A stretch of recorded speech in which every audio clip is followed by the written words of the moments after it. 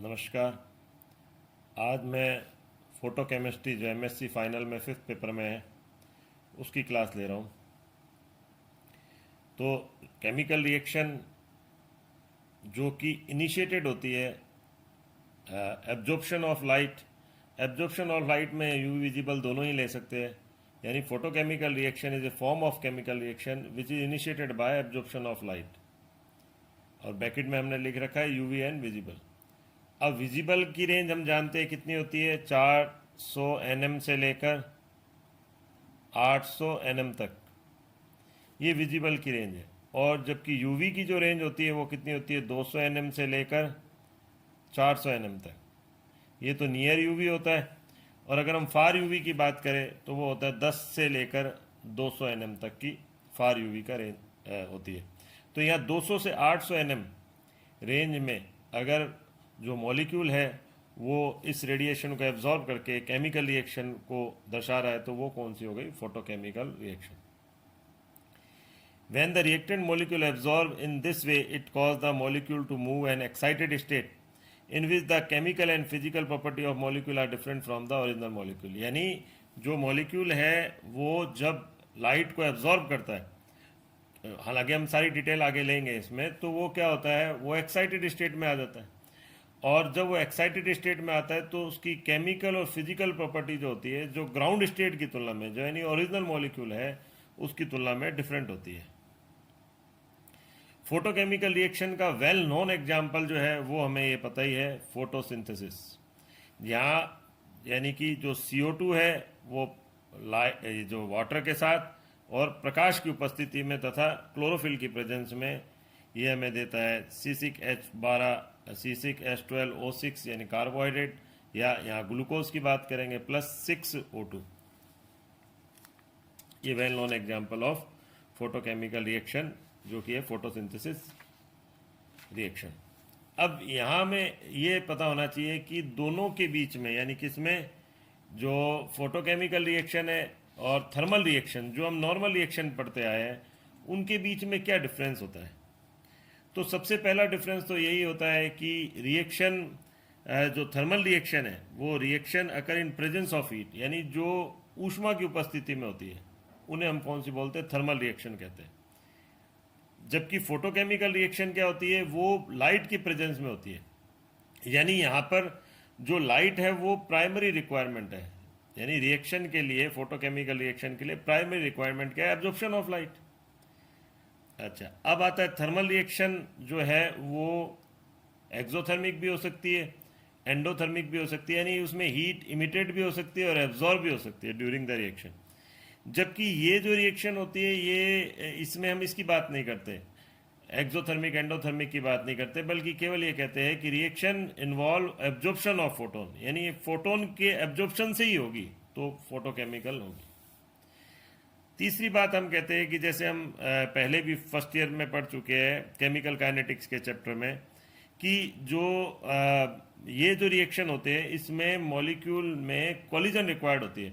यानी एक proper orientation वाले और जो एक प्रॉपर थ्रेशोल्ड एनर्जी रखने वाले मॉलिक्यूल, एक्टिव मॉलिक्यूल आपस में रिएक्ट होते हैं तो वो रिएक्ट होकर प्रोडक्ट का निर्माण करते हैं। जबकि यहाँ कोलिजन की रिक्वायरमेंट नहीं होती, यानी मॉलिक्यूल में कोई कोलिजन रिक्वायरमेंट नहीं होती ये फोटोकेमिकल रिएक्शन के अंदर। वहाँ केमिकल काइनेटिक्स में हम ये भी देख चुके हैं कि जो केमिकल रिएक्शन होती है वो इनिशिएटेड होती है various factor like temperature, pressure, catalyst. तो यहाँ ये जो रिएक्शन होती है इनसे तो इफेक्टेड नहीं होती, लेकिन हाँ फोटोसेंसिटाइजेशन रिएक्शन टेक प्लेस है। वो फोटोसेंसिटाइजेशन जो होता है वो कैटलिस्ट तो नहीं होता, लेकिन जो फोटोसेंसिटाइजर है उसके द्वारा फोटोकेमिकल रिएक्शन पॉसिबल है। ये क्या होते हैं ये आगे नेक्स्ट क्लास में आपके आएगा।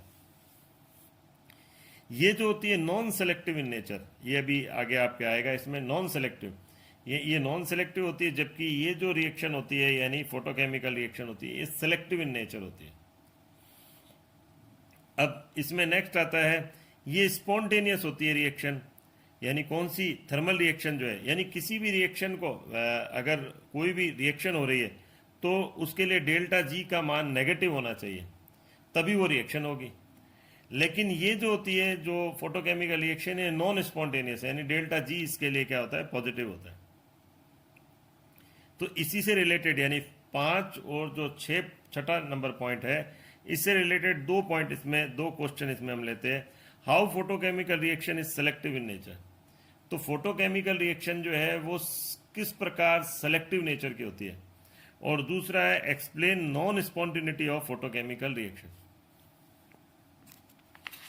हाँ, अब यहाँ हम लेंगे कि जो हम बताएंगे कि जो अभी हमने 2 क्वेश्चन की बात करी, जिसमें हम कहते हैं कि जो थर्मल रिएक्शन होती है वो नॉन सेलेक्टिव नेचर की होती है, जबकि फोटोकेमिकल रिएक्शन है वो सेलेक्टिव नेचर की होती है। तो इसको हम यूं समझ सकते हैं कि मान लो हमने सैंपल लिया ए बी इस तरह से हमने लिए हैं यहाँ पर, और अब हम उसको क्या कर रहे हैं, यहाँ पर गर्म कर रहे हैं। और गर्म जैसे ही हम उसको हीट करते हैं तो सभी की सभी मॉलिक्यूल आपस में एक्साइटेड होंगे और ये एक दूसरे से कोलिजन को दर्शाएंगे, टकराएंगे एक दूसरे से। और अगर उनके पास प्रॉपर थ्रेशोल्ड एनर्जी है और साथ ही अगर वो प्रॉपर ओरिएंटेशन में है तो वो टकराकर उत्पाद भी देंगे, प्रोडक्ट भी देंगे। तो ये तो हमने कहा कि जब हम उसको हीट करते हैं तो सभी मॉलिक्यूल एक्साइट होते हैं। तो ये कैरेक्टरिस्टिक्स क्या कहलाया, ये कहलाया कि नॉन स्पॉन्टेनियस इन नेचर।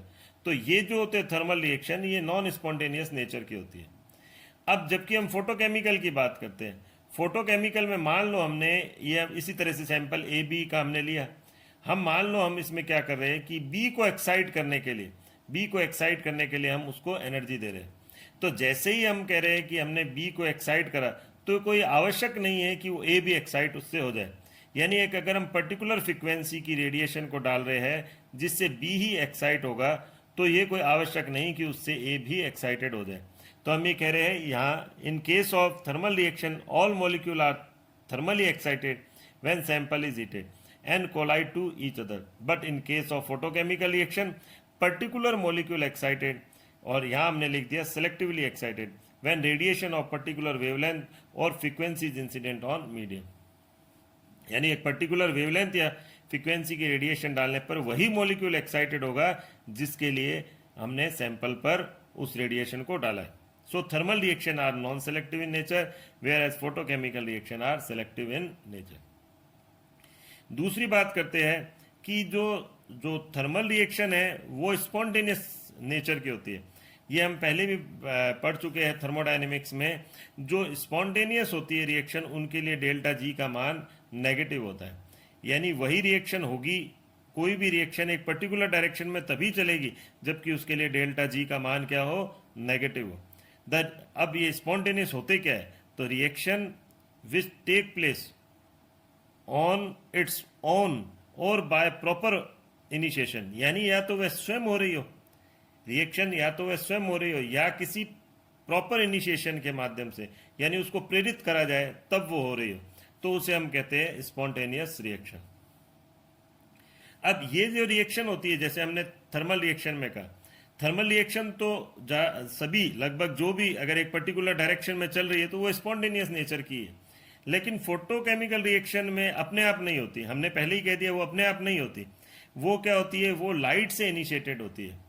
अच्छा, हमने कहा यहाँ पर और प्रॉपर इनिशिएशन, तो लाइट से इनिशिएटेड तो है, लेकिन अब या तो वो केवल इनिशिएशन से ही रिएक्शन आगे चलती रहती तो वो क्या होती, स्पॉन्टेनियस। लेकिन जैसे ही source of light is cut off, जैसे ही हम लाइट के सोर्स को क्या कर देंगे, कट कर देंगे, यानी बंद कर देंगे, तो ये रिएक्शन भी चलना बंद हो जाती है। तो वो केवल इनिशिएशन से ही नहीं हो रहा, वो लगातार हमको इनिशिएशन देना पड़ रहा होता है अगर किसी के अंदर, तो वो नॉन स्पॉन्टेनियस नेचर की हो गई। तो so it always required external source of to perform photochemical reaction. तो यानी हमको लगातार लाइट देनी पड़ेगी या एक्सटर्नल सोर्स हमें लगातार लगाना पड़ेगा जिससे फोटोकेमिकल रिएक्शन हो सके। इस प्रकार ये जो फोटोकेमिकल रिएक्शन है ये नॉन स्पॉन्टेनियस नेचर की होती है, जबकि थर्मल रिएक्शन क्या होती है, वो स्पॉन्टेनियस नेचर की होती है। तो एक बार आज हम इतना ही देखेंगे।